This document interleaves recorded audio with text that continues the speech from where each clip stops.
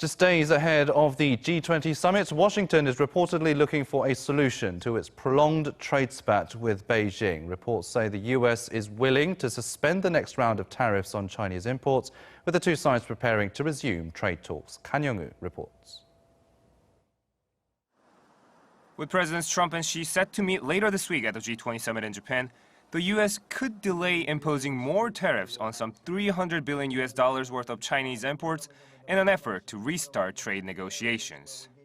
Citing anonymous sources familiar with Washington's plan, Bloomberg reported that the move is still being deliberated, but could be announced after Presidents Trump and Xi sit down for a face-to-face on the sidelines of the G20 summit.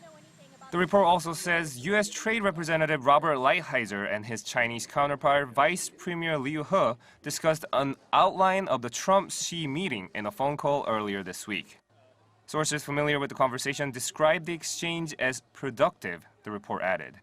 But a senior U.S. official was also quoted as saying that no detailed trade agreement is expected from the two leaders meeting.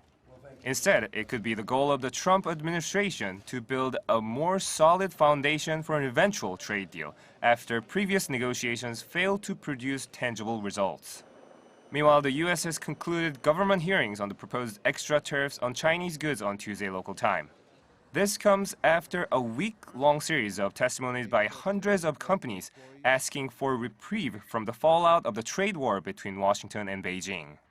According to the South China Morning Post, more than 300 representatives from different industries stressed that Trump's tariffs were costing American jobs, raising U.S. consumer prices, and posing a national security threat in some cases. Back when high-level trade talks in May ended without an agreement, Washington hiked its tariffs from 10% to 25% on $200 billion of Chinese imports to the U.S. In retaliation, Beijing imposed its own 25% tariffs on $60 billion of American goods going the other way. Hyeong-woo, Arirang News.